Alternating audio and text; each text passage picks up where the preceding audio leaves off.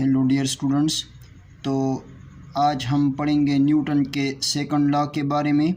Newton second law पहले हम इसकी स्टेटमेंट के बारे में पढ़ेंगे और फिर हम इसकी मैथमेटिकल फॉर्म के बारे में पढ़ेंगे कि इसकी जो मैथमेटिकल फॉर्म है वो क्या होती है।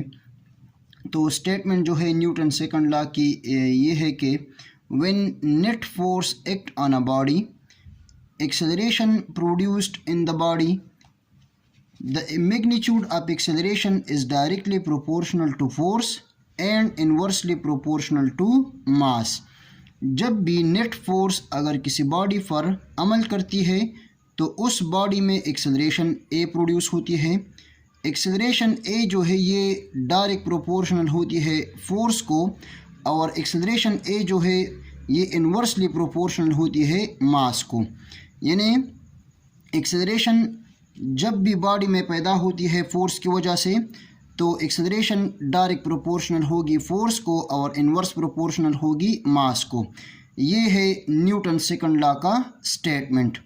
When net force act on a body, acceleration produced in the body, the magnitude of acceleration is directly proportional to force and inversely proportional to mass. This is the statement of Newton second law। अब हम आते हैं इसकी mathematical form की तरफ।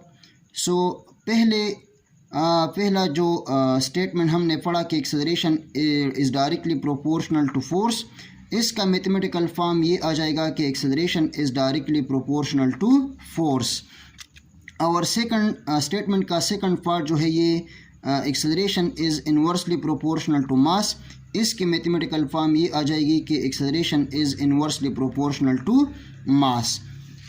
इसको हमने equation number 1 दिया और इसको हमने इक्वेशन नंबर 2 दिया। अब इक्वेशन नंबर 1 और 2 को हम कंबाइन करते हैं। Combine equation number 1 and equation number 2।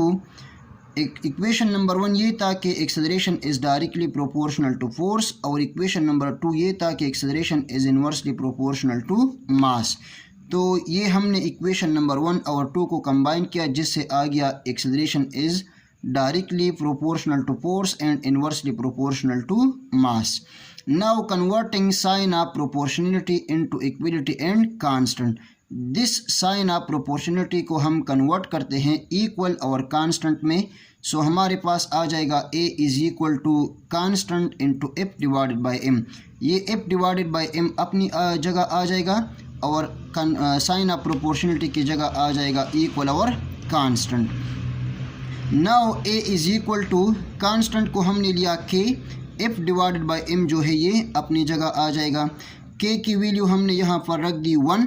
सो 1 को अगर हम f के साथ मल्टीप्लाई कर दे तो f multiplied by 1 is equal to f। So a is equal to f divided by m।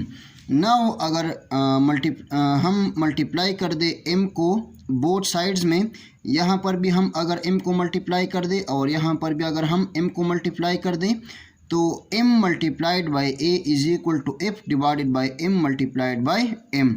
तो यहाँ पर ये m जो है ये m के साथ कैंसिल हो जाएगा और आ जाएगा हमारे पास f is equal to m multiplied by a, यानी f is equal to m a। इस इक्वेशन को हम इस तरह भी लिख सकते हैं कि f is equal to m a। ये न्यूटन सेकंड लॉ का मैथमेटिकल फॉर्म आ गया जो कि हमारे पास बराबर है f is equal to m a के। ये मैग्नीट्यूड फॉर्म में है। इसको अगर हम वेक्टर फॉर्म में लिख के तो वेक्टर फॉर्म इसका आ जाएगा f is equal to m multiplied by a। चूँकि फोर्स एक वेक्टर क्वांटिटी है, इसके ऊपर एरो आ जाएगी और एक इस तरह एक्सेलरेशन जो है ये भी एक वेक्टर क्वांटिटी है तो इसके ऊपर भी एरो आ जाएगी। So f is equal to m a, this is vector form and this is magnitude form of Newton second law. Newton second law की जो मैथमेटिकल फॉर्म है ये बराबर होती है f is equal to m a के। So thank you very much and all the very best of luck।